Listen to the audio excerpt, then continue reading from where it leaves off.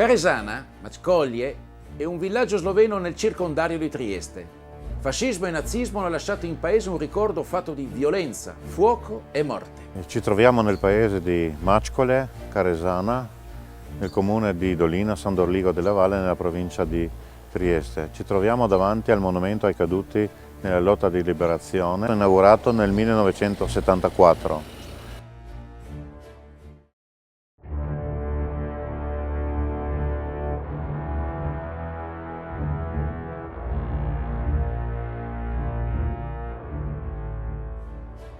Il primo episodio risale al 1921. La Venezia Giulia è da poco diventata territorio italiano in forza del Trattato di Rapallo del 1920 e nel mese di maggio i giuliani partecipano per la prima volta alle elezioni politiche del Regno d'Italia. Non è una circostanza felice per la democrazia. Lo squadrismo fascista è già all'opera e la dirigenza liberale italiana si illude di ammansire Mussolini inserendolo in un blocco elettorale di destra. Ma i fascisti non si lasciano ingabbiare e sfruttano la copertura loro fornita dai personaggi quali Giolitti per operare nella massima impunità. Nella Venezia Giulia, fascismo vuol dire anche e prima di tutto antislavismo virulento. Così, durante la campagna elettorale, i fascisti cercano in tutti i modi di impedire agli elettori sloveni e croati di votare per i propri candidati al Parlamento. Il giorno delle elezioni, gli abitanti di Caresana riescono a sventare una spedizione fascista volta ad impedire agli elettori di votare per il candidato sloveno Josip Vilfan. Il giorno seguente, 15 maggio 1921, però gli squadristi ritornano accompagnati da un reparto di militari, irrompono nel seggio di Osp e bruciano le schede elettorali. Ancor prima, presso Crociata di Caresana, Krispot, si scontrano con gli abitanti del luogo e ne uccidono uno. In quell'occasione i fascisti sparano e feriscono anche il parroco di Osp, che cerca di impedire loro di irrompere nella parrocchia. Gli squadristi concludono la loro spedizione punitiva a Caresana, dove incendiano 3 abitazioni e 3 fabbricati rurali.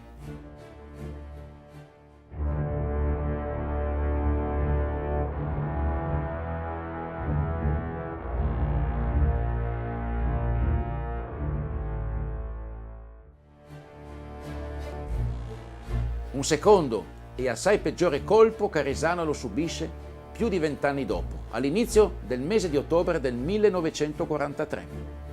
Nel territorio del comune di Dolina, cui il villaggio appartiene, e in tutta la regione dell'Istria settentrionale, già a partire dalla fine del 41, si è diffuso l'ideale della resistenza e verso la metà del 42 si è già consolidato il movimento di liberazione che agisce nell'ambito del Fronte di Liberazione Sloveno. I partigiani, che si arrischiano a scendere fino a Muggia, eseguono anche alcune azioni di sabotaggio. Ad esempio, nell'agosto del 42 fanno saltare 2 pilastri della linea elettrica.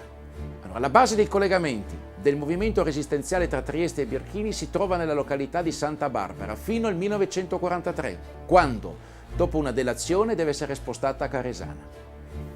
Il 18 aprile del 1943 viene costituito il Comitato Distrettuale del Fronte di Liberazione, cioè OEF, Osvobodilna Fronta, per la parte meridionale del litorale sloveno, detto anche Primorska, nella cui giurisdizione si trova anche Caresana.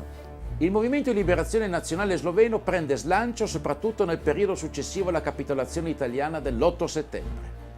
Come gli abitanti di altri paesi del circondario triestino, anche quelli di Caresana vi aderiscono come attivisti, mentre una sessantina di uomini entrano nei reparti partigiani jugoslavi. Molti fra di loro, che erano stati destinati a battaglioni speciali dell'esercito italiano in cui erano confinati i coscritti slavi, raggiungono le formazioni partigiane dei centri di raccolta in Italia. Dopo l'armistizio, seguito in parte nella Venezia Giulia dall'instaurazione dei poteri popolari, espressione del movimento di liberazione jugoslavo, i tedeschi passano all'offensiva per ottenere il controllo del territorio. La notte tra il 1° e il 2 ottobre, reparti di fanteria corazzati, partiti dalla periferia orientale di Trieste e di Aquilina, si scontrano nei pressi di Noghere, Orech, vicino ad Albaro Vescovacio e Scofie, con formazioni partigiane che non riescono ad arrestarli. I reparti tedeschi perlustrano quasi tutti i villaggi nel comune di San Dorligo. A Caresana perquisiscono tutte le case, prelevano alcuni uomini, ne uccidono uno che tenta di fuggire e in seguito, quello stesso pomeriggio, quando gli abitanti ormai sperano che il peggio sia passato, incendiano il paese. Dai discorsi dei tedeschi la popolazione ha capito le loro intenzioni, ma non si riesce a farli desistere. Gli abitanti riescono a mettere in salvo solo una parte del bestiame e si nascondono nei vigneti.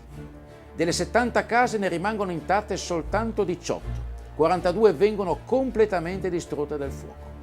I tedeschi continuano poi la loro spedizione punitiva nel vicino villaggio di Prebenico, dove incendiano altre 11 case. Quella tragica giornata non è però ancora finita. Nella notte 11 uomini del paese, a cui si sono aggregati 2 antifascisti italiani, lasciarono il villaggio per sottrarsi all'offensiva tedesca e per raggiungere le formazioni partigiane.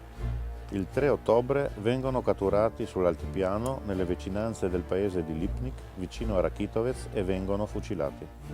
Se ne salva uno solo, che benché gravemente ferito, riesce a tornare dopo qualche giorno in paese e a comunicare agli abitanti la notizia della strage.